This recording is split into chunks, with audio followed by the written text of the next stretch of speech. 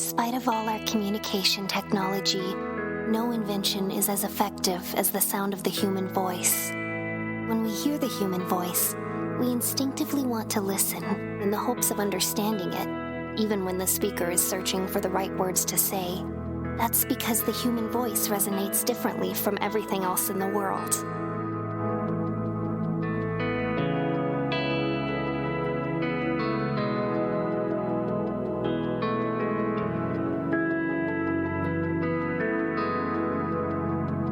This is the Unmistakable Creative Podcast.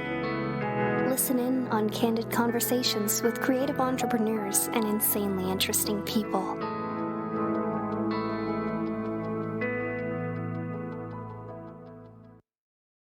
In this episode of The Unmistakable Creative, I speak with Debbie Millman. Debbie's taken a rather unconventional approach to the process of brand strategy. The discipline of the visual narrative has been the driving force behind her work as a writer, educator, and brand consultant for iconic brands. Debbie, welcome to The Unmistakable Creative. Thanks so much for taking the time to join us. Oh, my pleasure. Great to be here. Yeah. So, I came across your work by way of Maria Popova over at Brain Pickings, and she's mentioned you so many times, and then I ended up buying one of your books, and I became more and more intrigued with your work because, I know you say, you're in your career, you're a brand strategist, but I look at it and I look at the way you approach it. And, in my mind, I saw you as an artist first and a brand strategist second, which is what appealed to me so much about what you do and why I felt that you were so different from, many of the branding people we've even had here on the show. So I guess really where I want to start really is with your story and your background and how that has led you to doing the work that you're doing today. Let's see. I've been living in Manhattan and working in Manhattan for over 30 years. And living in Manhattan was probably one of the few things that I ever knew with certainty I wanted to do for the rest of my life. I'm actually a native New Yorker. I was born in Brooklyn. I also lived in Queens and on Staten Island, believe it or not. The only borough I haven't lived in is the Bronx. But I knew from a very young age that New York City was where I was going to both be born and die. Everything else, though, was up for grabs. I had no idea what I wanted to do when I was growing up. I had no idea what I wanted to be. I tried on all sorts of different hats over the years, thinking I wanted to be a singer or a fashion designer or a teacher or any number of things. And I came to design and then branding quite by accident. I went to college for the sole reason I chose the college that I ended up going to is because my best friend at the time was going. So not particularly criteria I would advise using.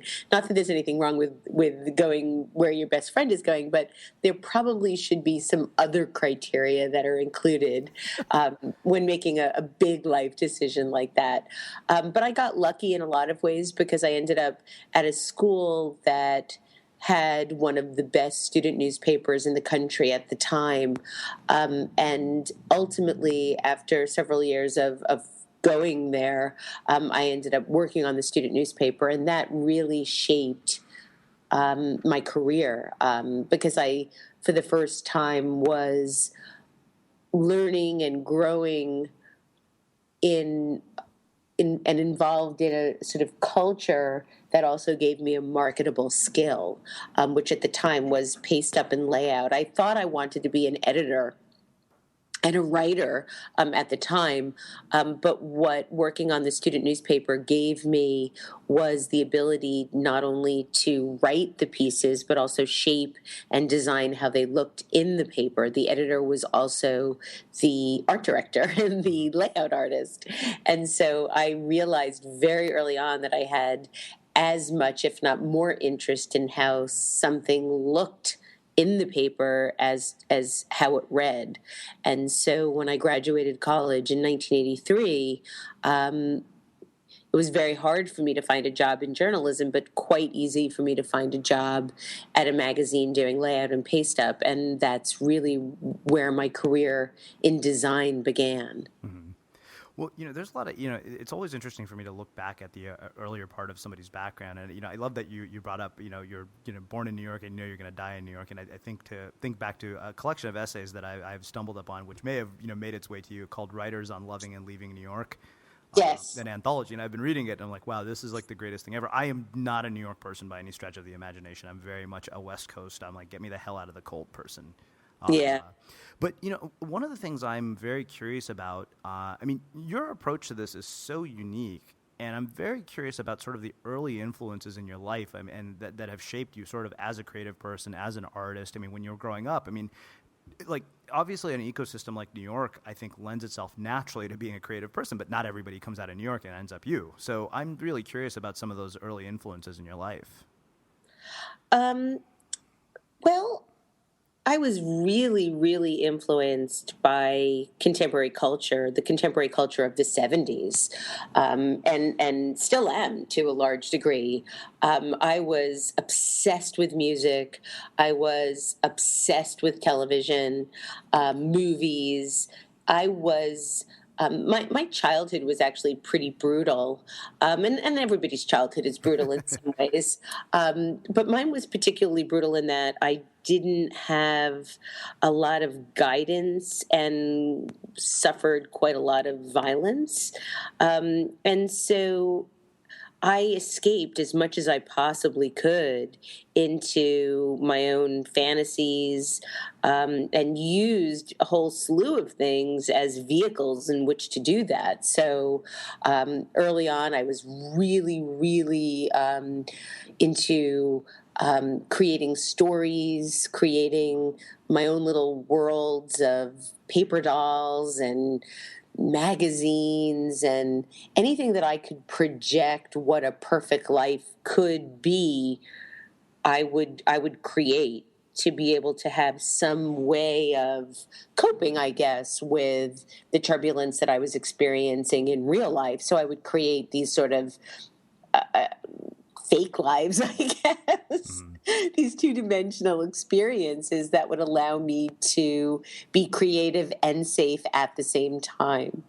And so one of the things that I used to be able to get quite a lot of enjoyment from was projecting into brands. And so I think that's when my love affair with brands first began, when I realized that by using the brands to help buoy up my otherwise sort of fragile interior life, I could survive. And I could survive for a couple of minutes feeling good about myself because these sneakers or these jeans or this doll or whatever it was, for a very brief time made me feel better about who I was. And, the problem with brands is that we metabolize them really quickly. So, that doesn't last. That feeling of being buoyed up didn't last, but it helped. It helped tremendously. And I think it helped shape who I am in really profound ways. So I love this. This is precisely why I wanted to have you on the show, because I knew there's a very different approach to how you do things. But you said something, in that part of our conversation where you said, it became a vehicle for dealing with the turbulence of your life. And yeah, maybe people listening don't have, violence per se, but I think to some degree we're dealing with what I call an epidemic of unhappiness. I had a guy who was a happiness researcher here who said job dissatisfaction is at an all-time high. And what I'm curious about is, how do we find our own vehicles for dealing with the turbulence of everyday life? If you're creative, because what I've realized for me when I look back is 10 years ago when I got fired from my first job, I wrote. When I graduated from college without a dime to my name, I wrote. When I graduated from undergrad, I wrote. It was always something that I turned to. But I'm curious, how do people find their own vehicles? I think you have to be aware that you want to find a vehicle. I think that you have to be certainly aware of what you need the vehicle for.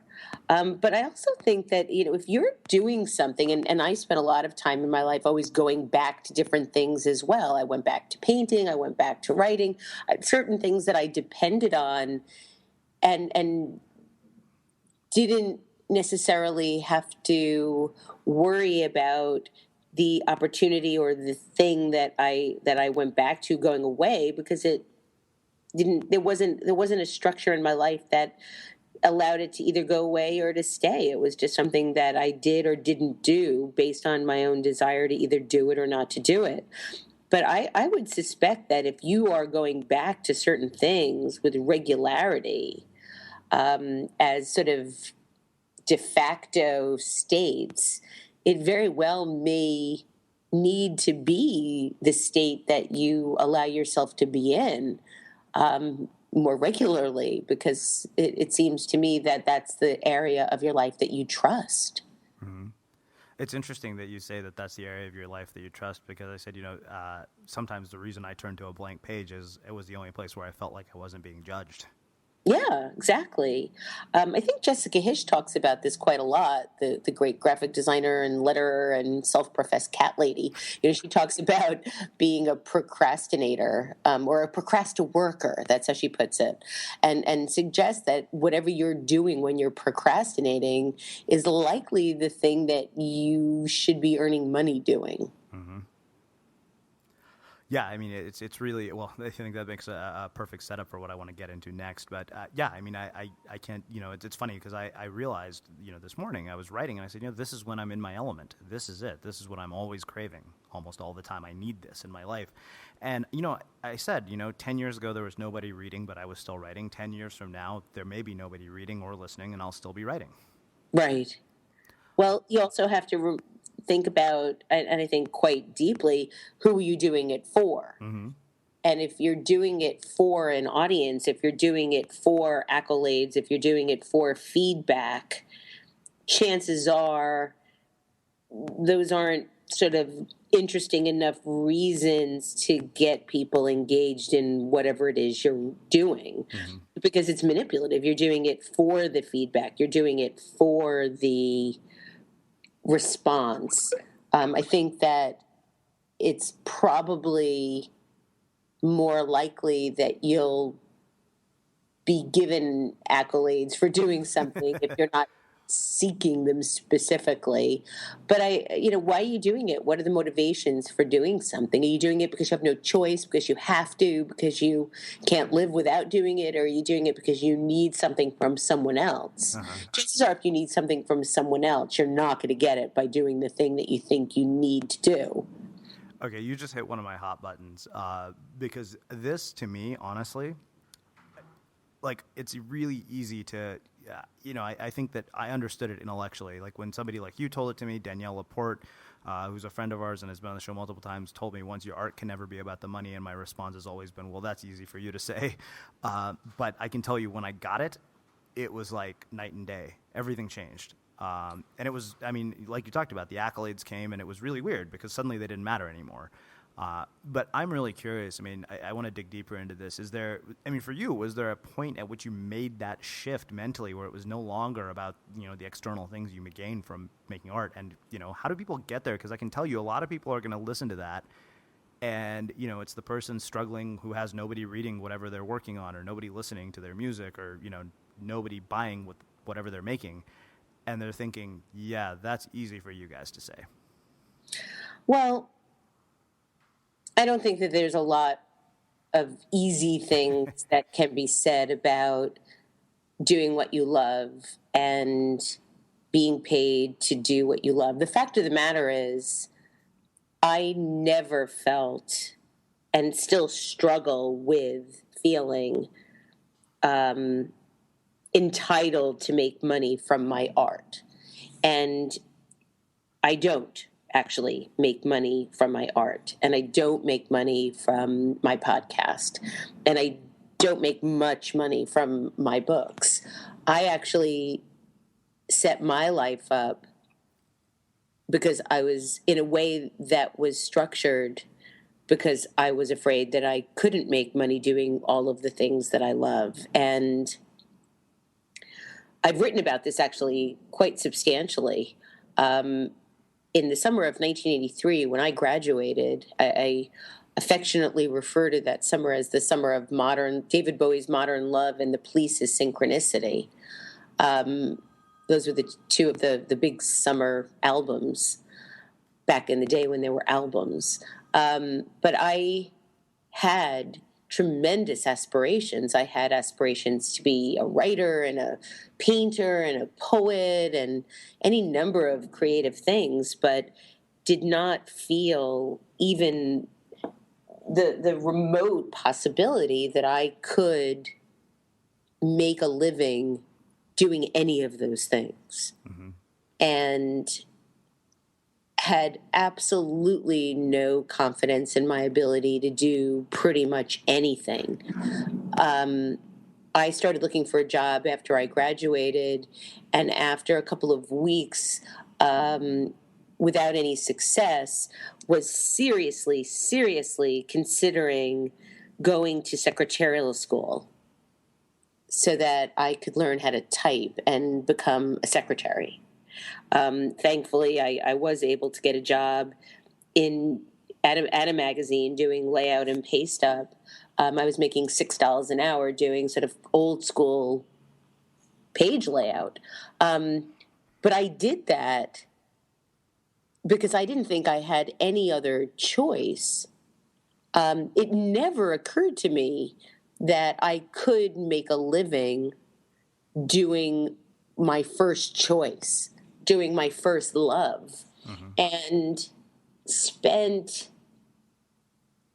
20-something years working and becoming more and more successful in an industry that was not my first choice. That was my choice because I needed to make money, because I needed to pay my own way, because I needed to be self-sufficient, and because I had no one that I could depend on to do any of those things for me.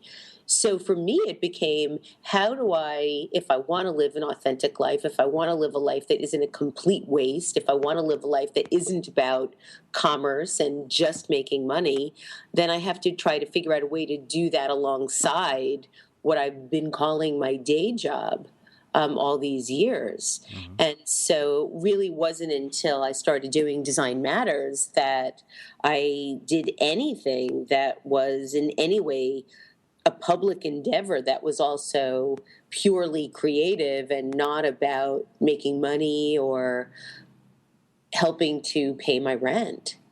So, I mean, it can be done. If you feel like you need to live a life that is first and foremost, the lead gene of which is security. And for me, it was. For me, it was for a lot of reasons. One, because I desperately needed to feel secure in my life. And two, because I didn't feel qualified or talented enough to depend on my artistic ability or lack thereof to make a name for myself.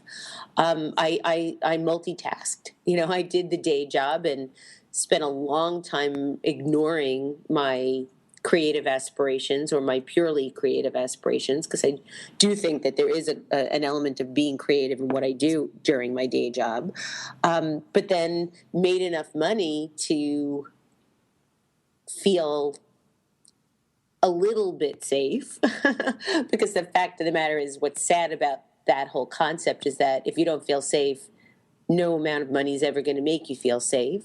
And I've had to contend with that dilemma and dichotomy. And then worked sort of on the side doing my self-generated work. And have been doing that simultaneously now for the last 8 years or so. Mm-hmm. So this is great because there's so much, such a rich conversation here, and there's a lot to be sort of, torn apart and dissected here. But I love that you've brought up this idea of, not everybody is going to make a living from their art, and it's weird. I think that we live in a world that actually puts pressure on people. Oh, no. In a way like never before, to say, hey, look at me over here. I'm doing this awesome thing, living this awesome life, and I've beat this like a dead horse on the show, but I'm saying, like, everybody's life looks more epic than yours when you're online. Oh, absolutely. And all we're doing online is positioning ourselves.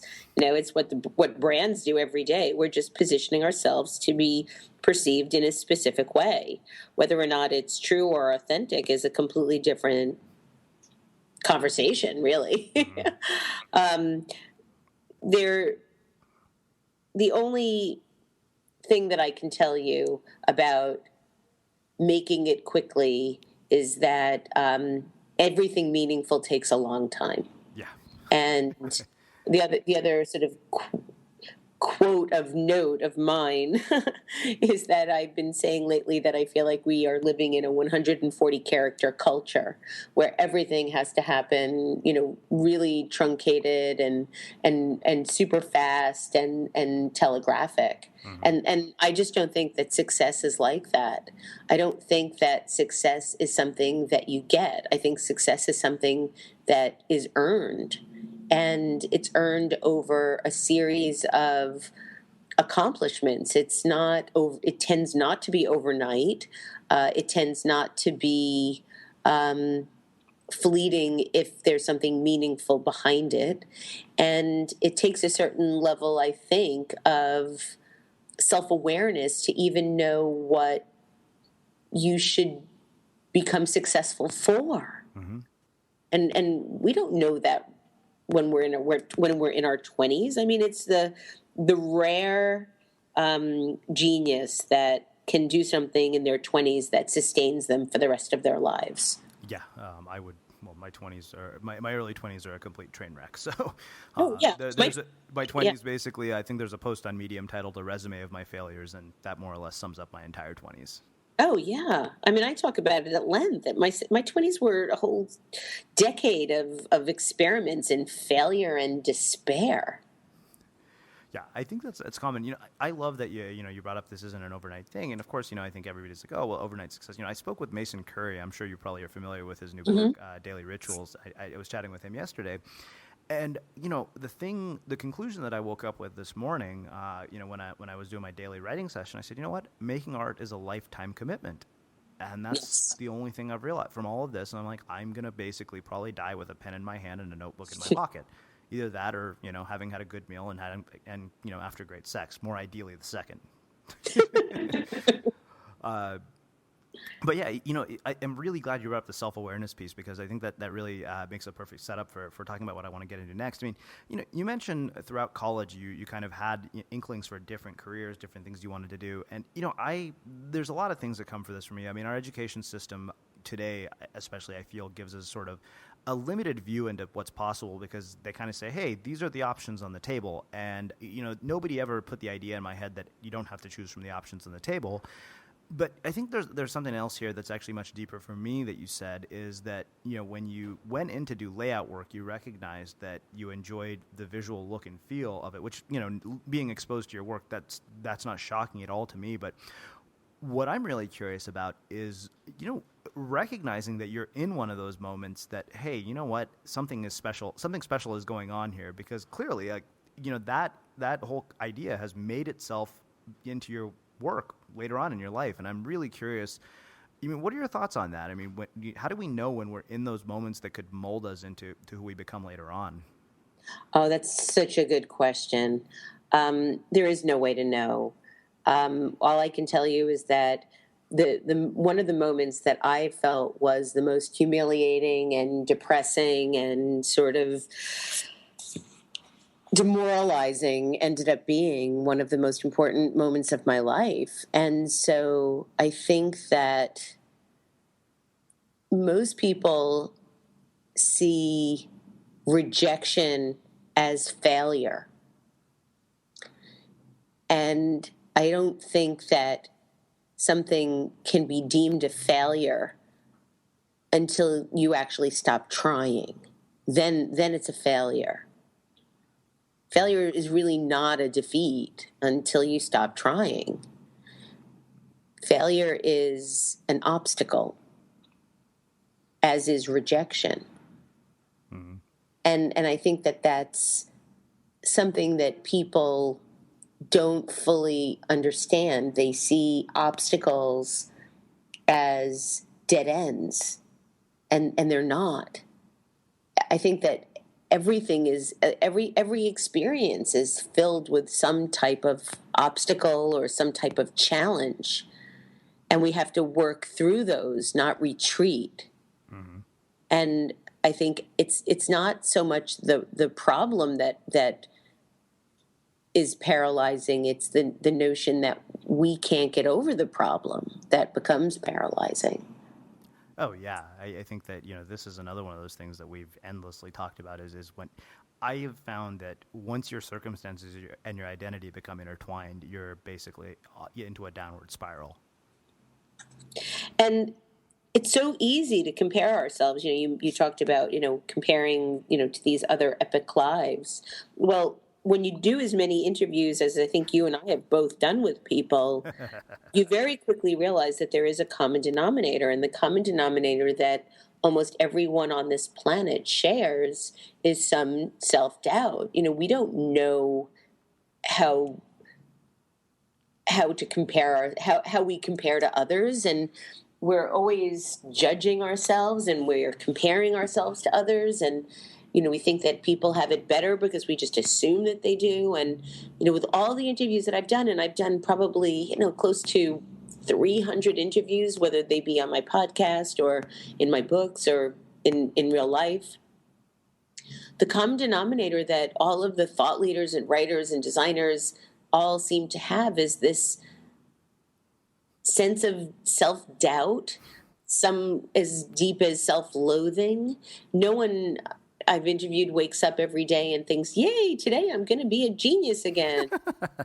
The only two people that I've ever interviewed that have sort of a sustained sense of who they are and what they've accomplished are Milton Glaser and Massimo Vignelli. And I really attribute that to they're both in their 80s. And by then I would hope that it's like, okay, what you see is what you get. Yeah. So I don't know about you, but vacuuming is not one of those things that I ever look forward to doing. But as you know, your environment has a huge impact on your creativity. So I still like it to be clean wherever I'm living and working. But now it doesn't have to be something that you deal with. If you're like me and you grew up in the 80s, you probably fantasized about the day when cleaning your house would be like it was for the Jetsons, meaning you don't have to lift a finger. Well, the good news is that we're already kind of living in that future. And the easiest way to make sure your floors are cleaned every day is with the iRobot Roomba Robot Vacuum. It cleans up after itself. The Clean Base automatic dirt disposal takes convenience to a new level, automatically empties its own bin into an allergen lock bag that holds 60 days of debris and traps 99% of pollen, mold, and dust mites, so you can forget about vacuuming for months at a time. Let the Roomba clean for you instead. It learns your home, finds dirt, and empties itself on its own. It's got powerful cleaning performance made effortless. Remember, if it's not from iRobot, it's not a Roomba. To learn more, go to irobot.com/unmistakable. It's really interesting you bring that up. I mean, because like you said, I mean, I've interviewed 400 people. It took me a very long time to get myself away from that idea of comparison. I was finally told, by the way, your set point is completely screwed up. Your perception is off because look at who you interview. They're like the upper echelon of creatives. I mean, he's like, we've had people like Scott Adams here. I mean, how many of us are going to become the world's most famous syndicated cartoonist? Right, exactly. But I would guarantee that he wakes up and worries if he can do it again, just like everybody else. Mm-hmm.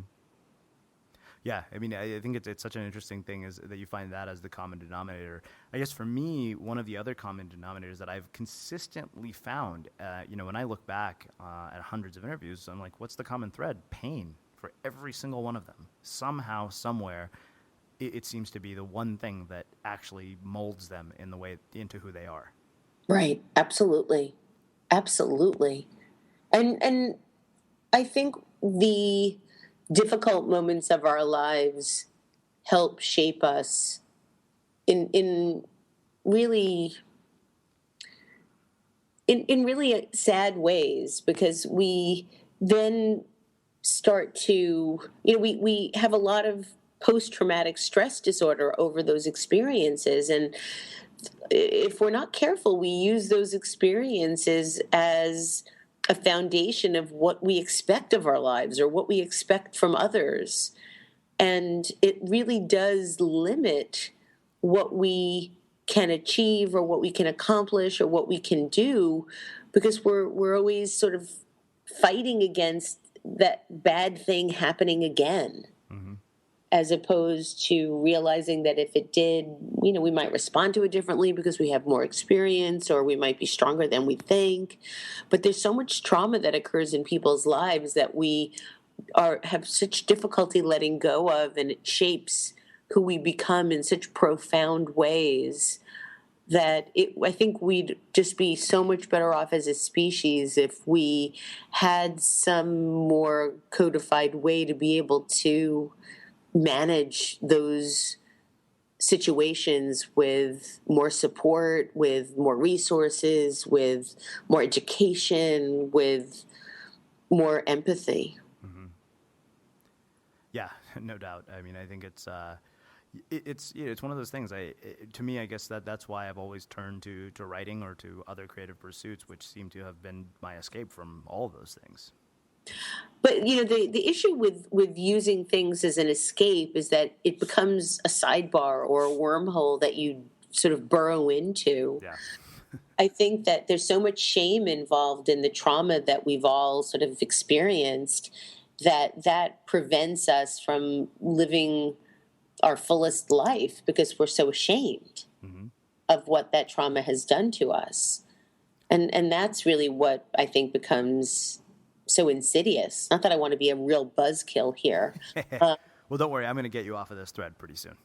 But I do think if there are ways for us to share in the experience of our common traumas in a way that was more enlightened than shameful, Mm-hmm. we'd grow exponentially as a species. Oh, yeah. I mean, I think I mentioned to you before we hit record here, we had our friend Meg Warden here, who had spent 2 years in prison.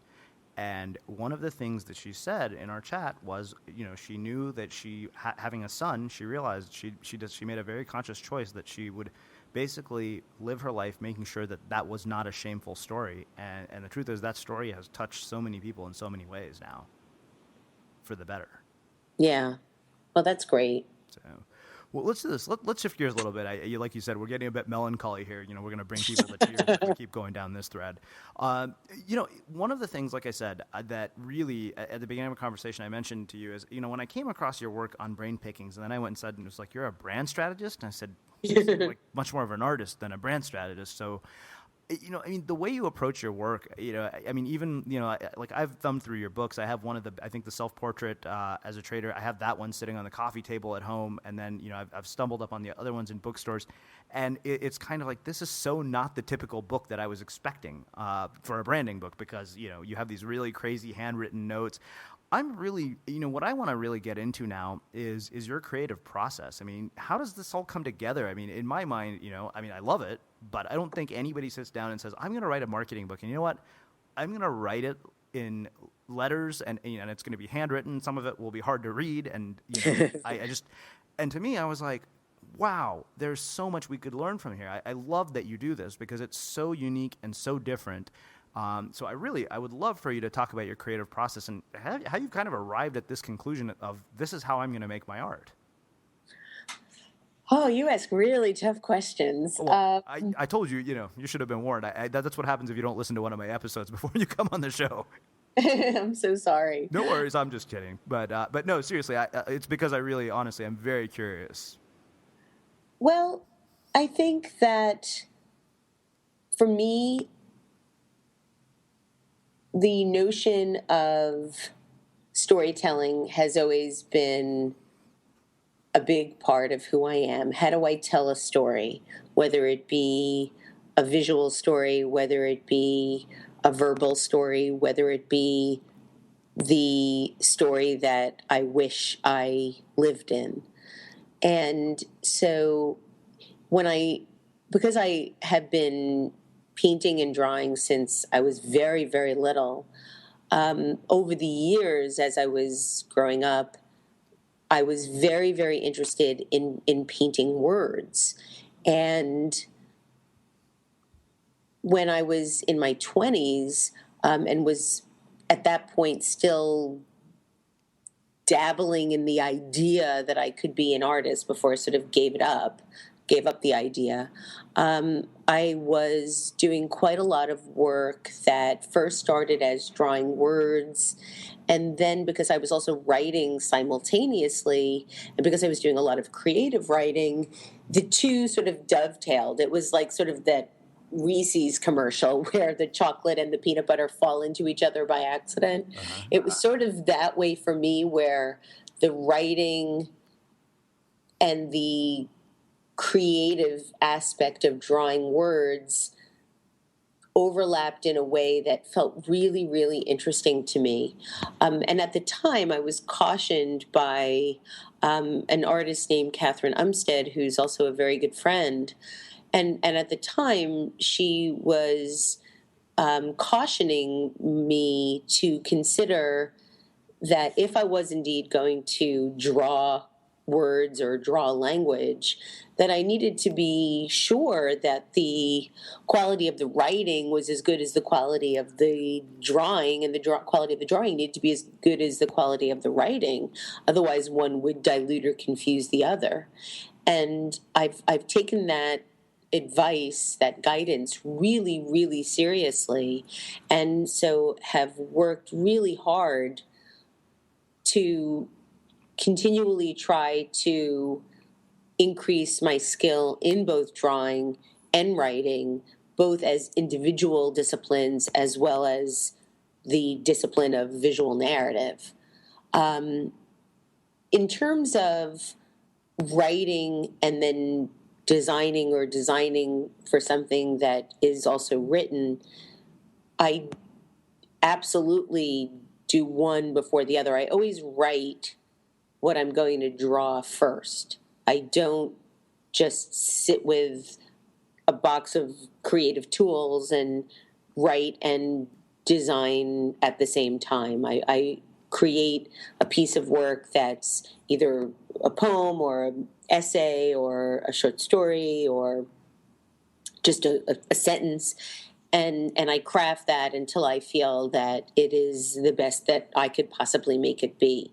And then I go into taking that story and creating a visual expression of it. And that could take any number of forms, and usually does take any number of forms before I am confident that the form that I'm taking is the form it should be. So I might try any number of different experiments before I land on what I feel is the right methodology for expressing this particular story.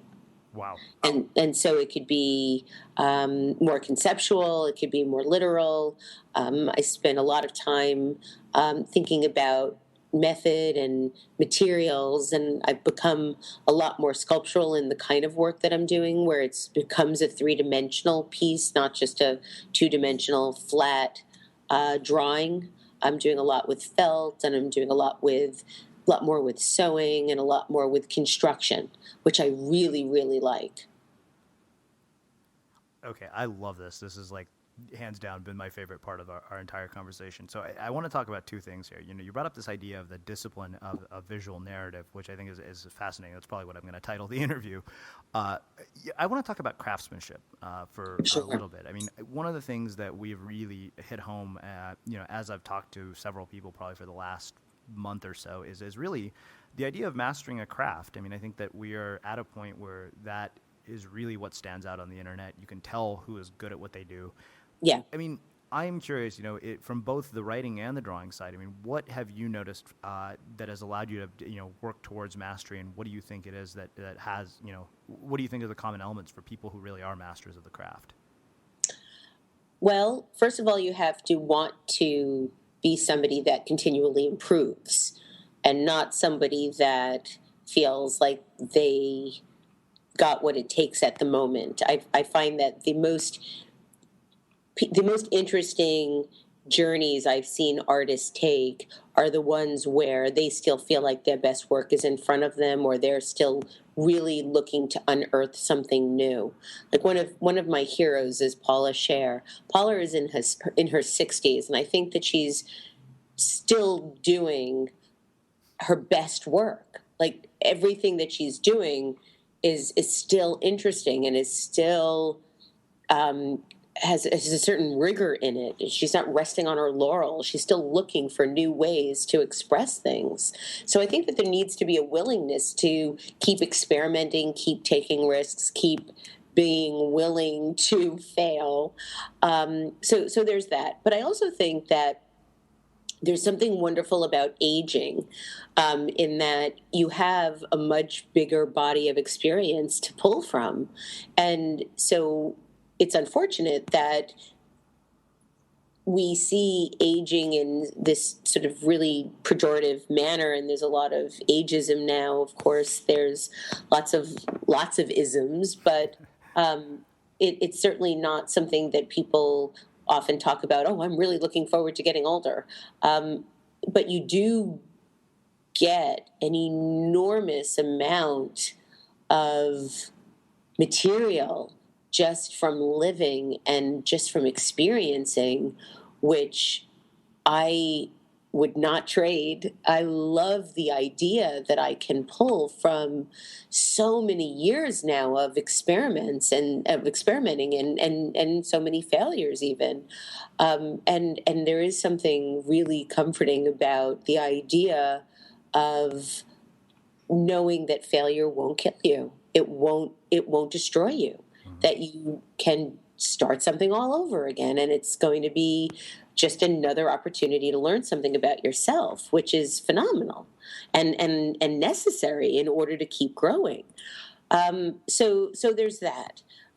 There's also, I think, something to be said for the amount of resources there are now to help you get better. There's so much out there, so many classes to take and courses that you can take and books that you can read, and there's so much out there to make us better at what we want to be, more than there's ever been. There's so much access to information, and if you're not learning, then it's only because you're not looking, because there's so much that you can be inspired by and be moved by and be challenged by and be excited by just by living in the world we're currently living in.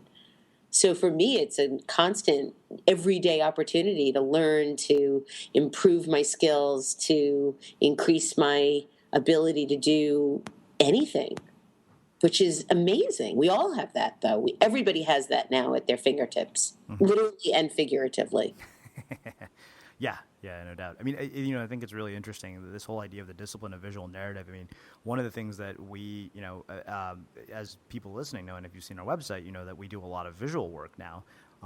And the idea of blending visual work with writing, we got stuck on our about page. We're really bad at writing copy. So we knew what we wanted the about page to say. So we went to our illustrator friend, Sarah. We said, hey, this is what it needs to say. We think that you might know how to make it say that in a way that we can't. And what she came up with was mind-blowing. I mean, we were so blown away by it that, I write these daily essays on Facebook, which are, basically thoughts from my moleskin. And it just occurred to me the other morning. I went to her and I said, hey, I think I have an idea, and I think we might have a missing link between the two of us that could actually be really awesome. I said, what do you think about visually illustrating my essays? Because I can't draw worth a damn. My drawing looks like stick figures at best. At worst, anything I draw is unrecognizable. But I mean, just like the idea of mixing different art forms is something that's becoming more and more a part of the way I approach work. Pulling from different disciplines, which I think really that's what I want to talk about a bit more. I mean, you talked about sort of how this art can take so many different forms, 2-dimensional, 3-dimensional. And one of the things that has become very apparent to me through the process of running this show is that somebody said to me once that, your calling and the expression of your calling are two entirely different things. How it's expressed can play itself out in so many different ways. And I think that often one of the things I see as a trap is people listen to somebody here on our show, they read something, and they think that that's exactly how they're supposed to do it, even though it doesn't naturally align with them. Like, hey, maybe your calling is to, maybe the way your art should be expressed is in the form of a film. And, do you find that you inherently know which form is the one that something is meant to be expressed in, and people can figure out for them what that is? I think that everybody has to figure out what's right for them. In terms of what's right for me, I find that I love to be surprised, and I love to try different things, sort of very privately and clandestinely, just to be able to experiment and not be embarrassed if it comes out, looking badly. I love the notion of serendipity, and I find that a lot of my work has a moment of serendipity in it. And that just comes from thinking about things long enough, or trying to experiment with things long enough. And maybe that serendipity is just part of the process of discovery, and maybe that serendipity is the discovery. But I find that a lot of my ideas come when I least expect them, and they require a leap of faith to make them happen. So I'll have an idea, and then the idea isn't really enough. The idea needs to be manifested, and it's that manifestation that is where magic happens. A lot of people wait for an idea. They wait to have the manifestation of the idea before they are willing to experiment. But I think that even if you have a sliver of an idea, a sliver of a hope, that if you can start to exercise that and play with it and mold it and shape it and let it shape you, that you're likely to find something interesting just in that act of doing. Yeah, I mean, I guess to me, I always say that the view keeps changing with every step forward. Like, you can't see certain things until you actually act on them. Yeah, but I think that we edit ourselves before we act. And I find that, like, oh, I don't know, it doesn't sound that good. I don't know if I'm going to.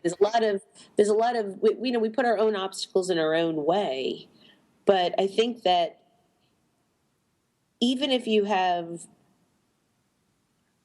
a desire to try something, try it. Don't wait for there to be something more concrete than just the desire. And we wait for that concrete thing to happen, and we wait for that moment to feel ready, and we wait for that. We think inspiration is going to hit. And I think we make that inspiration. People are always talking about, what inspires you, and what do you find that but you know what? We make our own inspiration. And I think we have to put ourselves in a position to create inspiration, not just be inspired. Yeah, I mean, I guess for me, that really, we had somebody else here. She said, "You judge yourself before you express yourself." Exactly. You're making the point far better than I can. Well, let's do this. One of the things I want to—I know we're getting close to an hour, so I want to talk briefly about this. I mean, like I said, I'm very rarely interested in marketers and people whose title would be brand strategist, but I saw you as an artist first. But obviously, you're a brand strategist. What I'm really curious about is how this makes its way into the work you do as a brand strategist. Like, how does this play out with sort of the iconic brands that you've worked on? Because I know you've worked on some of the biggest brands around. Well, that is the question of my life. And in many ways, I feel that my work is inextricably connected, in that I believe that I understand fundamentally, intrinsically, it's sort of wired into my DNA, why people are attracted to brands, why they think they want brands in their lives, why we allow ourselves to believe that certain brands and certain things and certain experiences are going to change the way we feel about ourselves. And I have a tremendous amount of empathy for that. I have zero judgment for it. And so I am endlessly fascinated by the psychology of why, as a species, we keep making things, why we mark things, why we brand things, why we designate things. I mean, branding, the shorthand definition for me about what branding is deliberate differentiation. And deliberate differentiation is not just relegated to brands. It's how we make sense of the world and how we make sense of ourselves and how we make sense of symbols and how we make sense of the visual landscape that we're a part of. And so for me, it's not about branding per se. It's about the craft of messaging and the craft of defining the reality of our lives. Mm-hmm. And so it's all very, very connected for me. Wow. I love that. I don't think anybody's ever explained it to me that way before. I mean, the way you're describing it, I almost see you as sort of a brand anthropologist of sorts. Yeah, absolutely. That's exactly the way I would agree. Well, let me ask you this. I mean, in our own work, I mean, can we take things from what you've talked about and apply it to the work that we're doing? I think so. I mean, one thing that I feel is intrinsically important for people to understand when thinking about their lives and thinking about what they want to do, what they're capable of doing, or what they're ready to do in their lives is the notion that as a species, our brains are hardwired in a very specific way to keep us safe and to keep us secure and to keep us alive. We don't like feeling vulnerable. We don't like feeling insecure. We don't like not knowing the future. And so we craft specific lives around those fears, when in fact, those fears limit the possibilities of our lives. And we are in this really vicious cycle of wanting to have so much in our lives, wanting our lives to mean so much, but also being paralyzed by the fear of not knowing if we try to get it, whether or not we're going to be successful. We'll never know. And we're never going to be in a position where we ever really feel all that good about not knowing. That's the reptilian part of our brain. We can't control that any more than you can control the adrenaline shot that you feel when you avoid being hit by a car.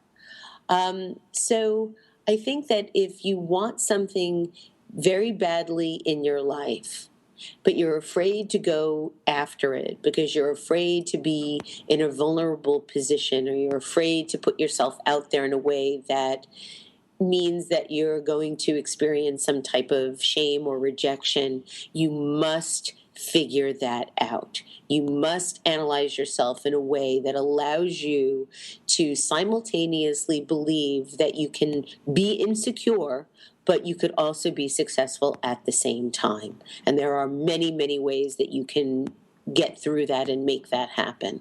But you do need to understand what kind of help you need to get you there. So that's the first thing that I would say. The second thing is something that I mentioned at the beginning of the podcast, which is anything worthwhile takes a long time.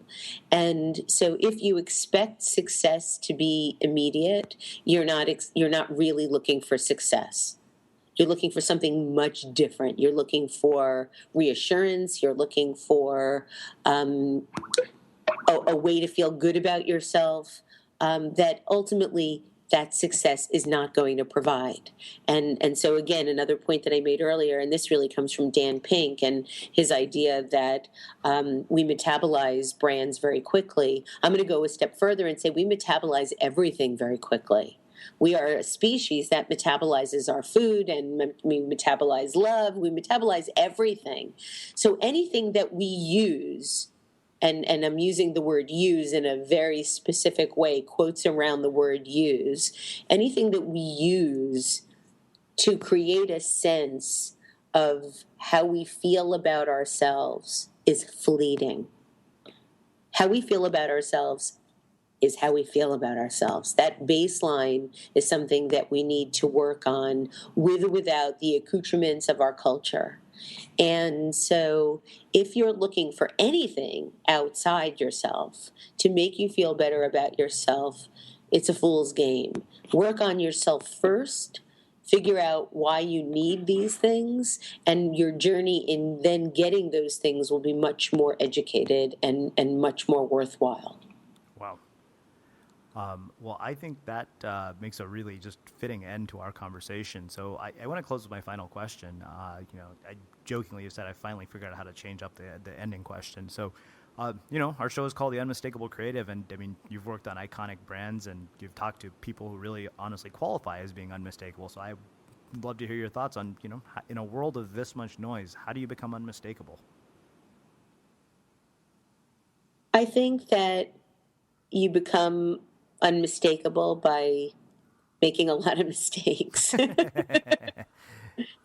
and by sharing those mistakes in a meaningful way that allows other people to learn. I love it. Well, Debbie, it has been my absolute pleasure to have you here as a guest on The Unmistakable Creative. You've been fabulous, as I knew you would be, just from everything that you've worked on.